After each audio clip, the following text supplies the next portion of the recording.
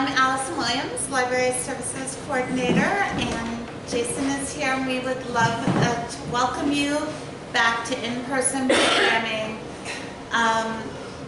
And before I introduce Becky, I just wanted to let you guys know that we have April is Poetry Month, and we're going to have poetry workshops and readings with Tina Quinn Durham.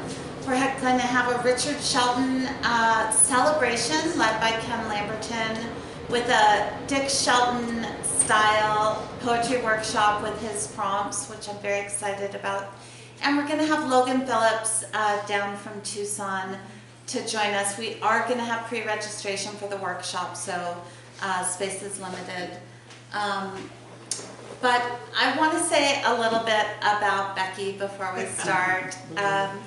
In part because here we are back to in-person programming, and I have a lot of good things to say about Zoom and virtual programming and the people that we reach. And Becky had started doing these Travelogue presentations before COVID, but wow, during COVID, these travel presentations, I don't know, they were like a gift for all of us sitting at home, not going anywhere, and learning about other parts of the world that we haven't been to, traveling vicariously, getting the history background, as well as, you know, where you are. Like your presentations, your travel is the way you travel. It's rich, it's in depth, and it's exciting. And so Becky's back on the road, crossing the planet, the globe, from one side to the other. And the other thing I want to say is just congratulations on your Camp Naco work, on these amazing grants, and all of the future that the Camp Naco presentations we had in the past were the past, the history of. Now we have this amazing future to look forward to. So we are going to have a presentation on that, yeah. So look forward to that. And so Becky, a professor emeritus at Cochise College, I've retired now, traveling the globe. This is Down Under. Welcome. And Ada, my assistant. Thank you, Ada. And I would like to recognize my travel buddy, Sheila, who was on this trip with me, and yes, she'll throw things at me if I get anything. That's right. That's right, Sheila. Thank you. So, this trip was a long time coming. How many times did it get canceled? Twice or three. At least yeah, 2 or 3. You know, they kept, with COVID, it had been planned for several years prior, but we finally got off on the way in January. And so we took off and headed on a bit of a flight. This is our map of the trip itself. No. Okay, so we started out in Tasmania, then traveled up across Australia, down to Sydney, and then over to New Zealand. And took off from Tucson late in the afternoon on the flight from hell. Oh, no. Yeah. And they had changed our flight, and so Sheila got stuck in a middle seat for the 15 and a half hours to Australia. So there was that, we got there and it was just like, so anyway, but we ended up in Tasmania, which the next morning we woke up to this. Wow. Tasmania was so unexpectedly beautiful. I had expected sort of, you know, wildness, but it wasn't, because this is actually the first part of Australia that was settled. The first real settlement came in through the south, because that was kind of the route that the travelers took. Hobart itself has a long history, and all of this is kind of, you know, think about our history, and they talk about how it's not as old as Europe, but we had guys coming through here in the 1500s, right? 1540, Coronado, and all of that. They didn't get to Australia in numbers and colonization numbers until the early 1800s. And so this is all relatively new, a massive colonial push into a land that had a native population, and they're trying really hard to recognize that native population today. But overall, well, Australia is a young country in general. It has a small population, only 29 million. This is their symbol, And I had a picture in there of it in the roof of the Parliament building in Hobart, but it was real blurry, so I pulled it up because it's so cool. Do you know why there's a kangaroo and an emu on this? Why? I think they're the seabird. Well, it's partly, but the reason they put them on the symbol is neither one of them can walk backward. Really? So that's, yeah. So that's this forward-thinking thing that they have going on. So first afternoon, we headed out to the Barrong Wildlife Sanctuary where we could look around and see all kinds of things that we weren't really used to seeing. Our first real exposure, of course, was the kangaroos, who were just kind of hopping around amongst us. And they were all very tame. You can see a small visitor there up feeding something to the kangaroo, and the kangaroo's just having a good time. So they were pretty relaxed about the whole situation. There was a baby on the last kangaroo. Yes, there was. Yes. And then we got to go see the baby wombat. And the wombat was pretty adorable. Yeah. We saw wombats later on a night trip, but this guy was pretty amazing. And then, of course, the Tasmanian devils. Ada's favorite. Tasmanian devils, this was a sanctuary where they're doing a lot of work because the Tasmanian devils have been infected with a sort of virus-borne cancer that has wiped out a huge number of the population. But some of them survive. So at this sanctuary, they've taken the ones that survived, they've moved them to the mainland of Australia where they have a breeding program for this population that has a resistance to this cancer, and then they're going to bring them back to Tasmania and reintroduce them into the wild as a way to try to combat this. The other problem they face is cataracts, and this guy was blind, but he knew we were there. So, and then the echidnas are one of those, there's only two monotremes, egg-laying mammals, this guy and the platypus. And this guy was running around, he was having a good time. They have this enormously long tongue to go down into the ant dens to get the ants that they eat for their diet. The next day we went on, I have to keep going, we're running out of time. Ask me my questions later, okay? Anyway, we went out on a sail around the southernmost tip of Tasmania, Port Arthur. It was an absolutely astonishingly beautiful sail. 3 hours on a little bouncing boat, but yeah, but heck, it was worth it. The scenery was spectacular, and the animal life was pretty cool too. I'm a bird watcher, and so this was pretty, to see the birds of Australia. I had 98 new species on this trip. Wow. So, anyway, these are the pied cormorants. A little bit of an up-close shot there. Somebody says, are they penguins? But no, they're a pied cormorant. We'll get to penguins later. And then, of course, the seals. These are the southern fur seal. We saw a couple of different varieties. It was just such a beautiful day. We lucked out on weather the whole time.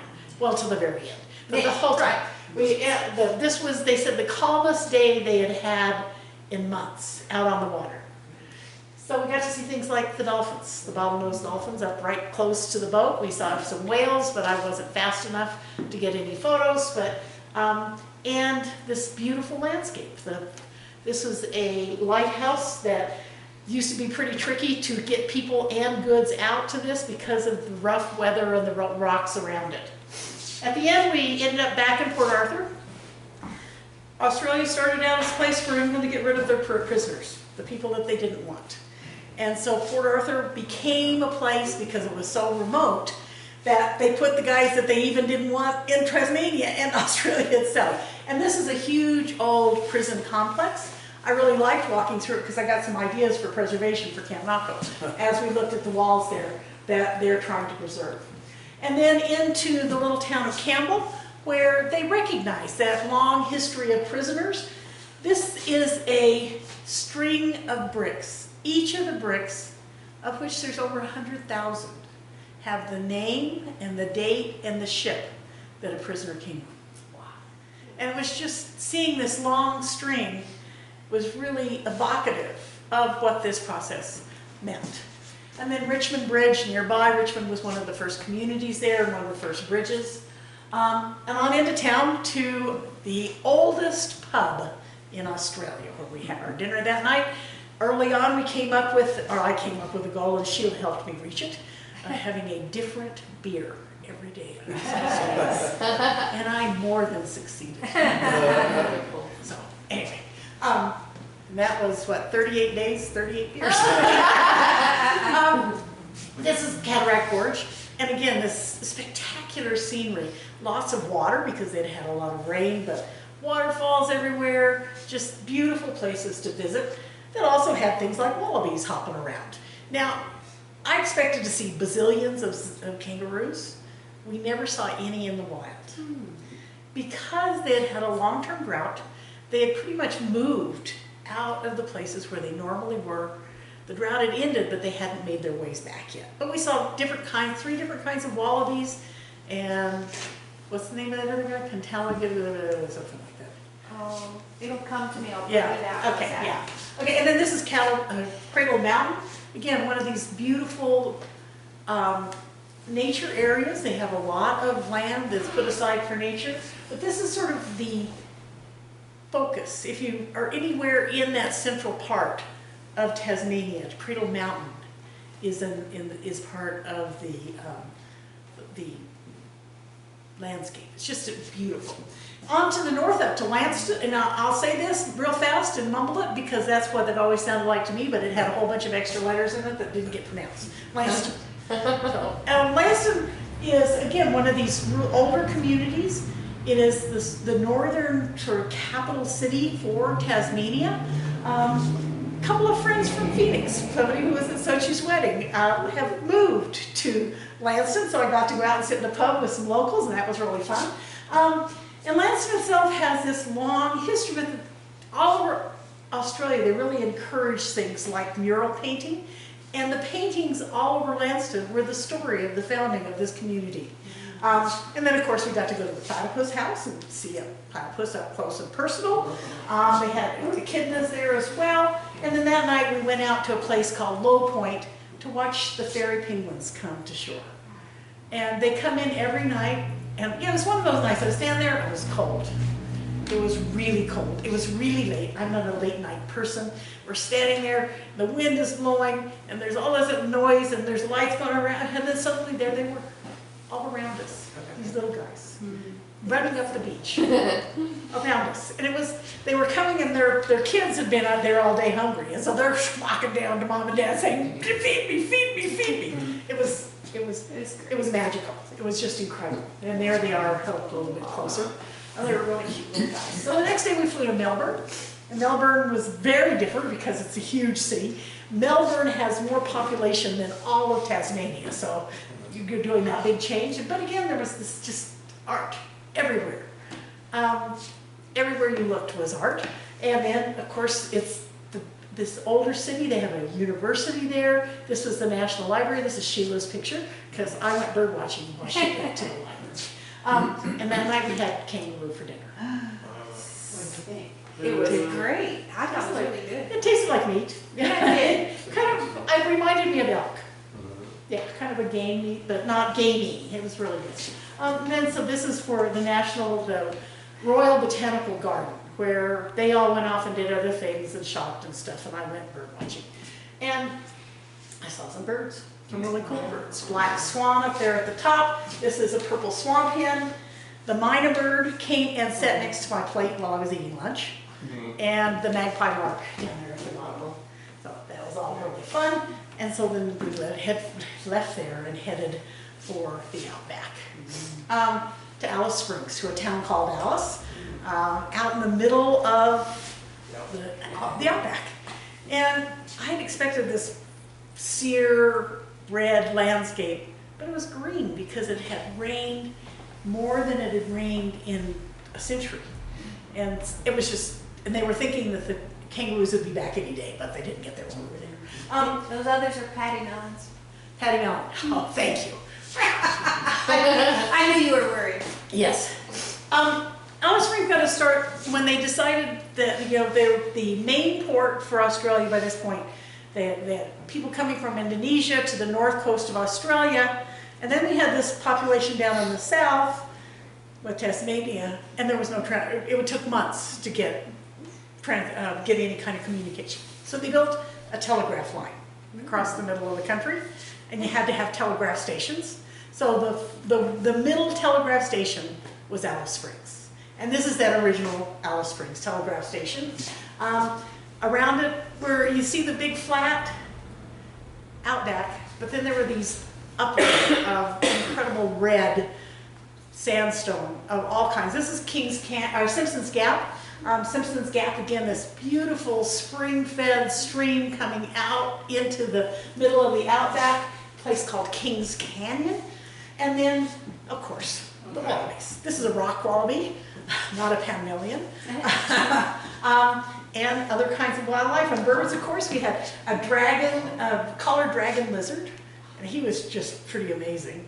And then down here, this guy is a Goan, G-O-A-N, lizard, and then the ringneck, the Australian ringneck, which were just flying all around, you know, just these incredibly colorful birds that came out of nowhere.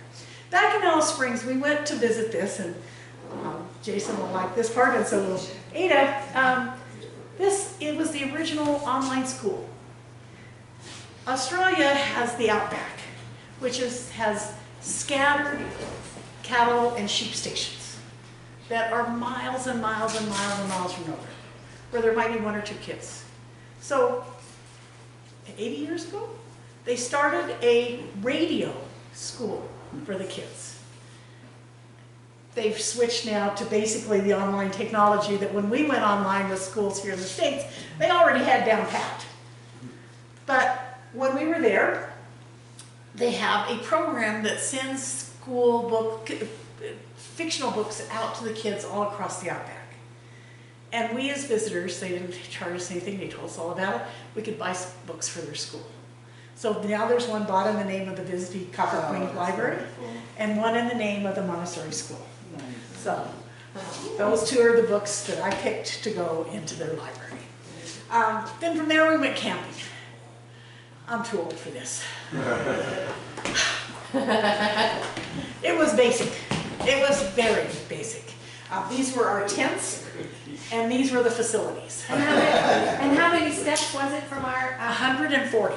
Cabin steps. 140? From where we were sleeping to the toilet area. Now, it was glamped before, and that's okay. You know, we have a bathroom pretty close or in your tent. But this was a little more basic for these elder ladies who like to get up in the middle of the night sometimes. But it was spectacularly beautiful out there. Yeah. And the sunset and the sunrise were amazing. How'd you get around? Were you flying or? No, we had I don't have a picture. We were going mostly by bus here. We did a lot of flights. We did 12 flights in all. Within the country, we had 14 Yeah. altogether. Yeah, we spent a lot of, you know, but we also we had it was probably a 20 passenger bus that hauled us around the Outback here with, you know, high clearance and all that stuff. And then of course, Uluru. And Uluru is as spectacular as you can ever imagine. Sheila and I and a couple of the other people plunked down the cash to go fly over it at sunrise in a helicopter.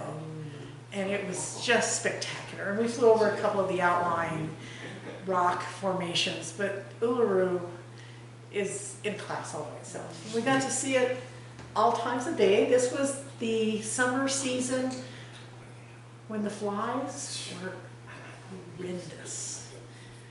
And they gave us all head nets, which we were very, very glad to have. Because otherwise the flies go for the moisture, and they fly into your mouth and your nose and your eyes, and they're just flocked around your head. That was not the fun part. No, oh no. Uluru at sunrise, at sunset. We got to go out, watch the sun come down, drink champagne as we watched. They took pretty good care of us. But you don't climb it anymore, right? Huh? No. You can't. Because it is a holy site for the local people. This was one of the few rock art sites that we could go to see. They have blocked off a lot of it that they still use for a lot of ceremonies. But one of the most incredible parts of this was being able to touch it, because I felt a special energy connection in just the place that it was. So it was a pretty amazing experience. And this is where people used to climb. You can see this trail up the side here. That's where people used to climb the rock before they closed it. I think 797, it's not too many long year, 2007 maybe.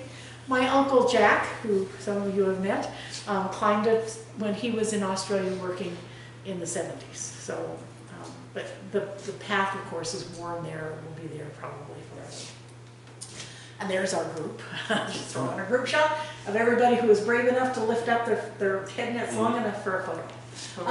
We went from there to Port Douglas on the north, and we flew in and we went immediately to a settlement of a local Maori or local indigenous group who have reclaimed an area that had been put into sugar farms, and they're trying to bring back the native vegetation. And they talked to us. They did a smudging ceremony where we walked through the smoke, and they gave us a blessing, showed us the kinds of tools and local materials that they had made in the past, and are trying to save the story of now.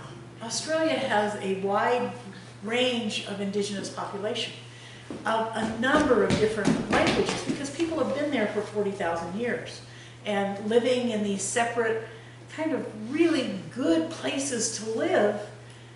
They built these intricate lives, spiritual lives, because they had everything they needed.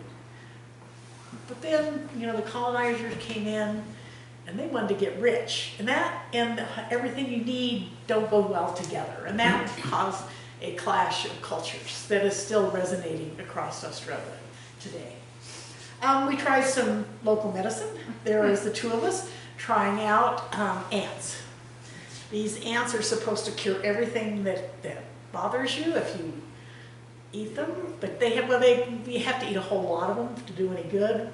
We were pressed to eat one. They tasted really lemony. What's a whole lot? Well, they would actually come, they would gather them and make a sort of potion that you would drink. Okay. So we just tasted one each, and we were pretty brave to do that. Yeah. And of course, what do you go to the north of Australia, the north coast of Australia to see? It's the Great Barrier Reef. So we took a boat out and got to snorkel across areas of the Great Barrier Reef. It was spectacular. It was amazing. We could see the changes that they're going through, but it was beautiful. And the fish and the corals and everything was wonderful. We spent the whole day out there. Some people went out more than once. Some of us were lazy or didn't have a very good snorkel and drank too much water. But the whole Port Douglas coastal area is really, really beautiful. We went one day to another wildlife reserve called Hartley's Camp. Hartley's had their population of adorable koalas, which we got to see a lot of them just kind of hanging around, eating their eucalyptus. Well, we got to cuddle them too. Oh. So that was pretty fun. I didn't put in your koala cuddling picture. Gee. And of course, there were the kangaroos that we could cuddle as well, but they weren't quite as friendly as the ones in the previous place. And then some pretty amazing birds. This will stick in your brain forever. Is the kookaburra song stuck in my brain for the next week. Kookaburra sits in a big gum tree, keeping in the bushes. There he is, kookaburra sitting there. And then a helmeted cassowary. Cassowaries are not a friendly kind of bird. They're known as the meanest bird in the world. But he was inside of a pen, but he was pretty amazing looking. He's about this tall? Yeah, about 3 feet tall. And then, of course, the crocs. We went out on a little boat and they tossed them chickens, and they came out and snapped up the chickens, and we were glad we were in the boat and not out there with them. And then Sheila and I once again plunked down the money for the helicopter ride out over the Great Barrier Reef, where we could look down onto the reef. We could see the big guys, the rays, and the way. It was just amazing. It was really beautiful. And then we flew down to Sydney. And we got in, and I changed clothes as they come around me in the airport into something a little more presentable, because Sheila and I went to the opera at the Sydney Opera House. to see Don Giovanni, which was just magical. And that was a great start. We were the only two who we'd heard about it, so we went ahead and got tickets. Yeah. And everybody else got there and said, well, can't we get tickets? And they couldn't. So we ended up on our own. But it was wonderful. It was just spectacular. And the next day we explored the city, explored the Opera House, saw Sydney. It's an amazingly beautiful city, but very modern, the biggest city in the country. We were there for a couple of days, did lots of looking at big fancy buildings. But there's also wildlife everywhere. These were ibises, the Australian ibis, right outside the front door of our hotel, walking around, and then walked through the downtown park, and this particular memorial, it was a memorial built by an indigenous sculptor, talking about the loss of his people to the violence that had swept the country as the colonizers moved in. And the names of many of his people who were lost were carved on this memorial. And went out walking along the coast, had a beautiful beach. The beaches around Sydney are famous, and everybody goes to Sydney to go to the beaches, and so we went out and walked around and watched the surfers. Can you see me in that picture? Anyway, there was a lot of surfers, these cliffs all along the coast, and I finally got to see my kookaburra in the wild that last afternoon as we walked along this trail. Because the next day we flew over to New Zealand. But were there homeless people in Sydney? Oh, not very many. We saw very few homeless people anywhere. They have such a small population. There's only 29 million people in the whole country. They have a very robust social services program. We saw a few more, probably maybe 10. I don't even know if they were homeless, more Yeah. than just out. Yeah, looking for so money, but- it just didn't seem to be a big issue. And the vast majority of the population lives in a few cities, Perth and Melbourne and Sydney. And there just isn't the scale, I think, that we have here. So we flew into Christchurch, and then from Christchurch spent some time in the central part, went down to Queenstown, and then went up north and ended in Auckland. This is Christchurch. This was right side of our hotel, showing that the damage from that 2016 earthquake. An earthquake that had come on the heels of one a few years before, that had done some damage. Well, this came along too soon for them to fix all that damage, and did massive damage across Christchurch. And so we saw a lot. This was the cathedral that was right outside, that they're still working on rebuilding, 7, 8 years later. And then everywhere around town would be these buildings that had fallen down. They put murals on many of the walls of the buildings that had come down. But you could tell that it's going to be a struggle. And then this was another one of the murals on a wall. This was the memorial in the Central Park. There's 179 chairs with 179 people lost. And there were high chairs, there were wheelchairs, and everything in between. The families had donated the chairs of the family that they had lost. And it was a very moving kind of memorial. We went again to a Maori educational center, and this was one of the Maori women there. Did you get a tattoo, Becky? I didn't, because I didn't have a good reason. She was really against, she said, all these modern kids are just getting their tattoos everywhere and they don't have any meaning. I talked to a law student, a young woman who was a law student. I have a picture of her here coming up. She said when she got her law degree and became a judge, she would get a tattoo because it would be a tie for her to her people. Wow. And this woman had the same kind of story. She waited until something happened in her life that she felt that she needed that relationship to her people. So, but it was a bookstore, so I loved the sign that we had there. I thought, man, we might be able to adapt this for a bookstore. You can say all books are $1. But I, of course, zipped out and went bird watching in the botanical garden there. Each city had a big royal botanical garden. It's something the Victorian age was really good at, building these gardens. My bird there was the wood pigeon, which was a bird found only in Australia. It was really cool. He kind of hung out around there. There was a bunch of others, but he was my favorite bird of that day. So then we drove across New Zealand across the spine through across the Alp area to the other coast, and along the way we stopped at a sheep farm. It's called the Rubicon Valley Sheep Farm, and the guy who owns it is Chris Lowe, and he showed us how they run sheep. Had the dogs do the sheep stuff for us, got them all into the corral, and then he sheared one for us. Let us try if we wanted. I let everybody else watch because I don't remember having to do that in my youth. And of course they had a few alpacas on the side, and we got to snuggle up with the alpacas. I like the one kind of photobombing me there. Continued. This is the longest bridge in New Zealand, and across a spectacular canyon, across this incredible landscape. Basically, there's springtime. So there were flowers everywhere, it was green, and the weather kept being really nice for us. This is at the top over the ridge where these huge boulders everywhere. Got down to the town of Hokitika, and in Hokitika, the Hokitika River, they've got a park there where they have these skywalks where you can walk through the jungle canopy.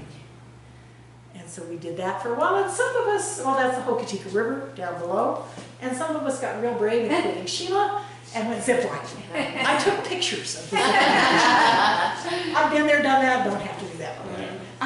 And then this bird, this guy, Kia, is the local native parrot. He's one of the largest of the parrots, and he was not shy. Flew right up. He was sitting on the top of the car, sitting next to us. There's one flying. They were just spectacularly beautiful when they flew. So that was really fun to be around them.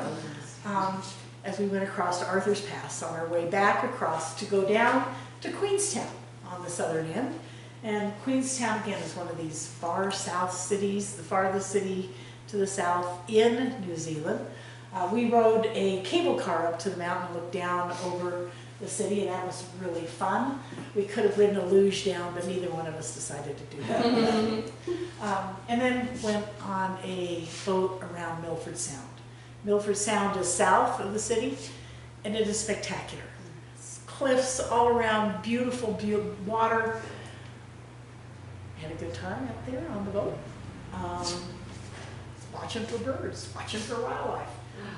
Second highest waterfall in the world is on Milford Sound. But there were waterfalls everywhere, on every hillside, and wildlife and birds and more waterfalls and glaciers. They're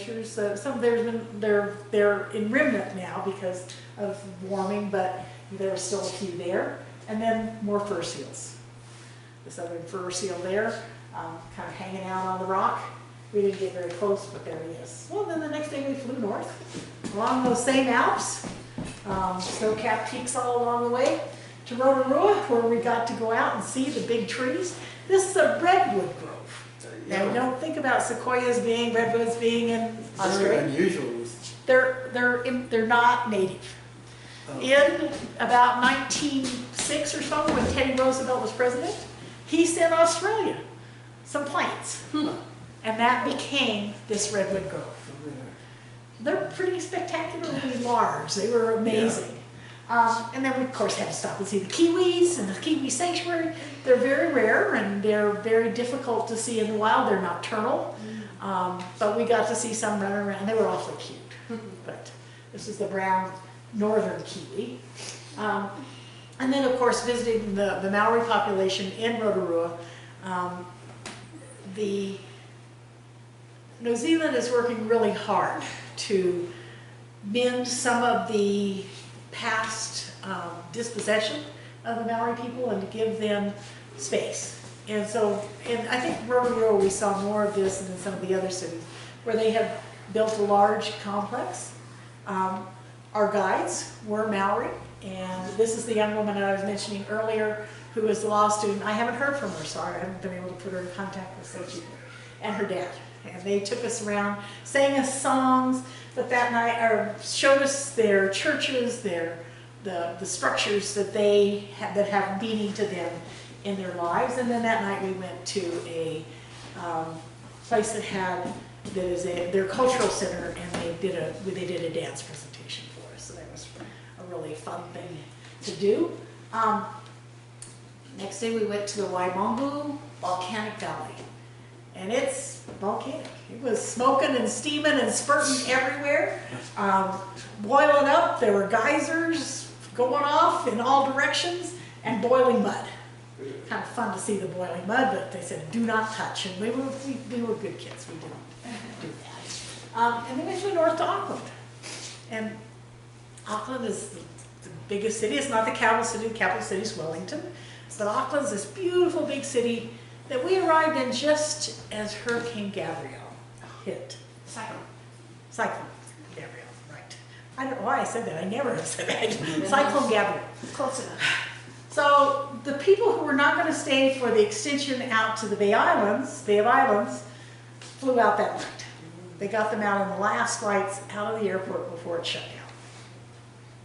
And we moved into our hotel room, where we spent a lot of time. For the next several days, we were well supplied. We had gone shopping before we went, but you could see out the window, there was a peninsula, and then on the other side there was another peninsula, and when they all disappeared, we knew that we were in the middle of this thing. And when the wind, we could tell the amount of water that was running off of the buildings around us, how much rain was coming. It was pretty interesting. I mean, yeah, good story. How fast were the winds? The wind, 80 miles an hour, I think. I can't remember. They were going hard. They were not. It didn't hit Auckland as hard as it hit the Bay of Islands. So Auckland was sort of got in the eye of it most of the time. We had pretty significant winds and rain, but it was never as bad in Auckland as it was in the areas surrounding it. But when I went out the morning before they decided that we couldn't stay and they were going to fly us out, this was the damage in the Royal Botanical Garden, where I went to see if there were any birds left, and there were, but this was the damage that was left. Well, so then they said, okay, the airport's open tonight, we're sending you home. And so we got sent home 5 days early, got on the airport, got to the airport, got on the plane took off, and the earthquake hit. Oh my God. It was only 6.3. Didn't do much damage, but Auckland got hit by an earthquake. And then we got to Tucson, of course, the day of the acid spill on the freeway, and couldn't get on the freeway to get home. So it was the end of a journey that had some exciting moments, especially at the end, but no wars. No wars. No, thank you, Becky. Questions, comments? Is that, yeah, Jason, did you go ahead? Oh, I just remember a few years ago the fires that went through Australia. Yes. Yeah, I forget how many years that's been, It's not, I think 7 maybe. That was in southwest Australia, Okay. and we didn't get over into that area. but like you said, they were having unprecedented amounts of rain. Yes, Was that like the entire continent? yes. And there was a mix of things going on. There was first the same thing that happens when we have big forest fires here, and then big rains after. We heard stories of landslides that happened.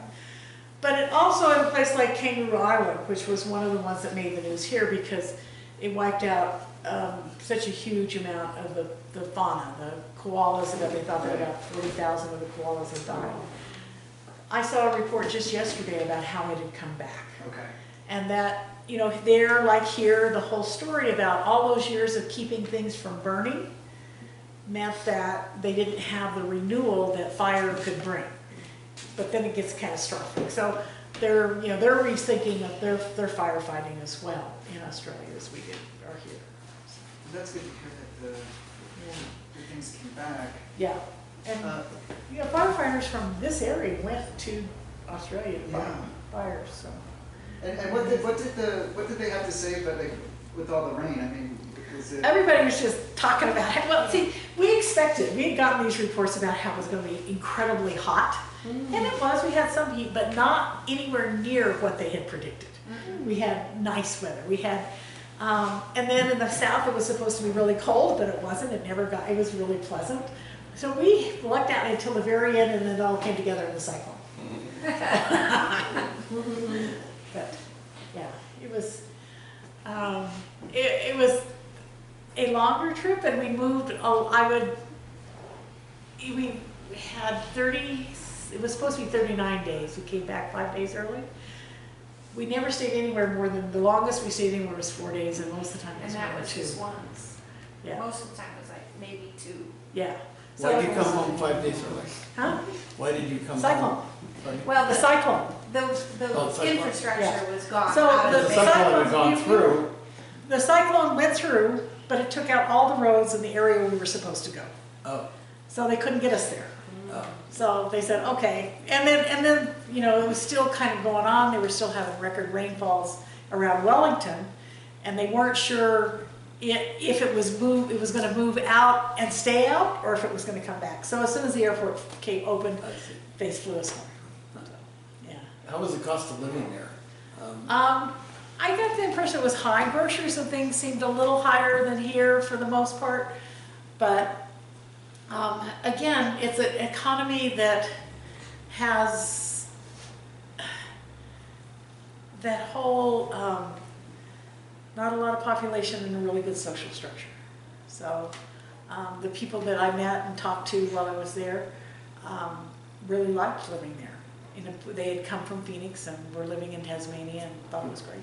So, and most of the people we talked to were really committed to being there. But it's not easy for Americans to immigrate. It depends on what your career is. Career. Yeah, if you've got something they want, you can get there in a heartbeat. So Jenny, the person I visited, her husband was from there, Australia originally, and he had an IT kind of career, as did she. And they decided that they have 2 teenagers, and decided that maybe Tasmania might be a better environment for them to spend their teenage years in than inner city Phoenix. And then she's married, her sister-in-law is married to her husband's brother, and so there was this really close family tie of all this little group that had moved over there. So they were really enjoying it. Yeah. So you showed this picture of Australia, but there was no pictures of what we call Aborigines. One of the things that the Aboriginal people of Australia we did see this one group, and I was trying to be really conscious about this. They don't want to be tourist attractions. They want to showcase their culture, but they say we're people, and we have we're not interested in putting on a show for you. And that was what we heard a lot in Australia. But we also, every time someone did a presentation, like our guide often said this when he would start the public presentation, he says, I recognize that the native people who lived here before we came were this group. And we recognize the power of their elders. But we were pretty careful. They asked us several times not to take photos of the people. We could take pictures of the stuff, but they'd asked us not to take pictures of the people. So it was a very interesting relationship with native peoples, very different from the one that we've had here. Of course, it's much shorter, but first they have lots of land they could give back. Yeah. But I think that was part of it. But they really are recognizing. And again, it's just that short time. We're only talking about a couple hundred years total of the colonization's efforts into Australia. But interestingly, they didn't want to call the Aborigines indigenous people. but we were to call them indigenous, and yet we kept hearing the word Aborigine was used a lot by guides and other people, even though that we were told that was. So I think I equated it to in the U.S. where we say Indians and we should say Native Americans. I mean, it's the same kind of thing. Well, and again, and too, there was all of these language groups and all these tribal groups, and I think that they just didn't. They didn't take that next step to everywhere we were saying these were like the equivalent of saying these are the Apache here.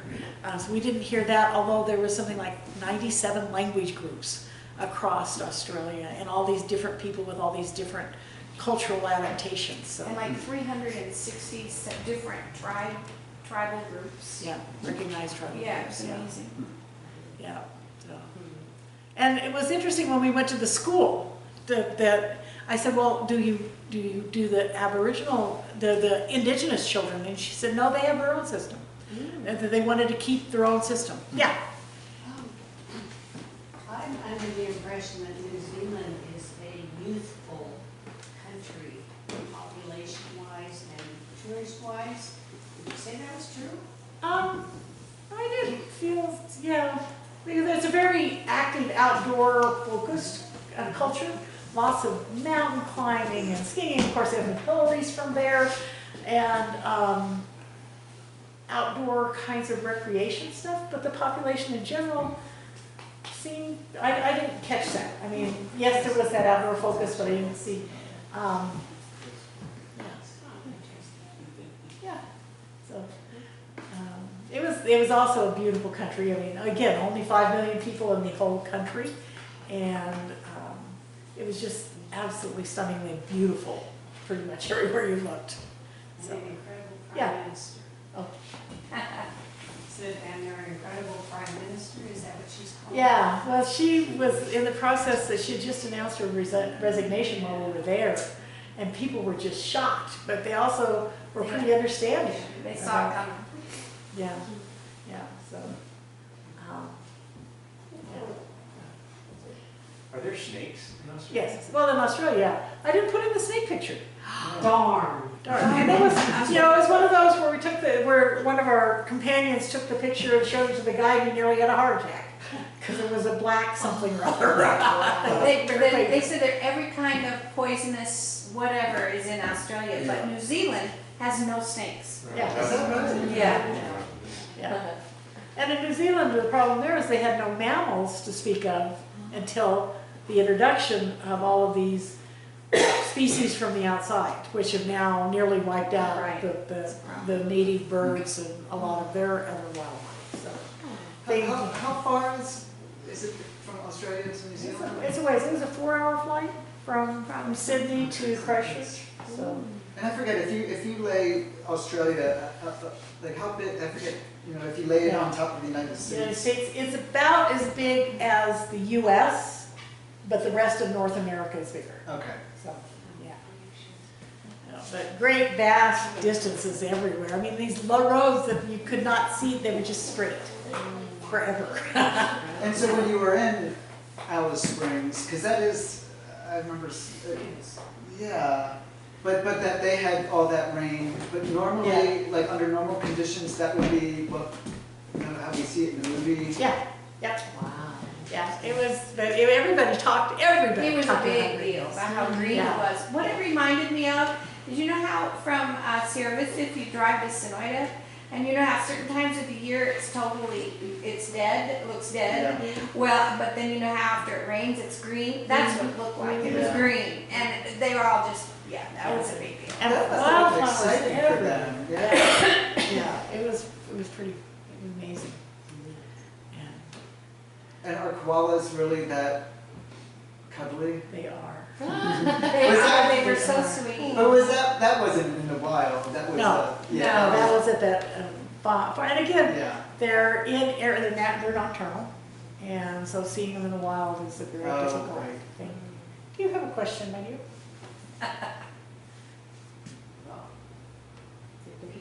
That's technical technology. I'm not gonna. Yes. I heard that eucalyptus is actually a drug that the koalas have like a effect that the eucalyptus has. Did you hear that? That there's some way that the koalas process it. Yes, that they get high, and that's why they're so happy all the That's time.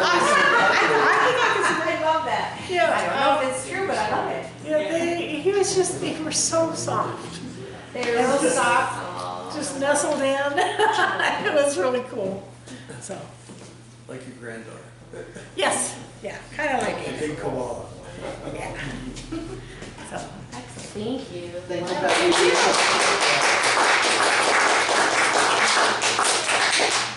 it was a So great where year. to next? Where to next? Japan, Korea, and Mongolia in September. And when is that? September. And then end of November, Antarctica. Again. I haven't been. Well, another. But that one got canceled twice now. Mine is date again. I got a date again. We'll see if it happens this time. I just saw a special on the Nature Channel today with these two guys hiking through Korea. yeah, and it was Oh. just beautiful, amazing, yeah, Yeah. nature and, gosh, it was a treat, I'm so, excited. yeah. Well, I'm sure we will talk soon. Sounds good, okay, Yeah. great, thanks.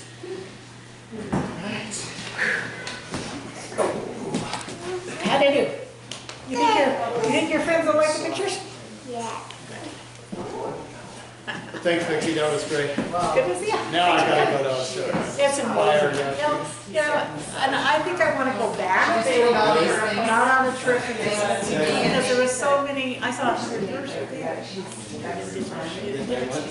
900 endemic species. So yeah. And so, and I'd have to break away from my work to go first. I don't want to take the time it takes to go and see some of the other ones. I made her a Reuben. I had a great time. So at some point, you can't rent a car if you're over 70. I have, Really? but did you know Jim and Karen Morgan? They're here, they taught every hospital, but they went over, and I think Jim must have been there. Well, this one, they didn't know.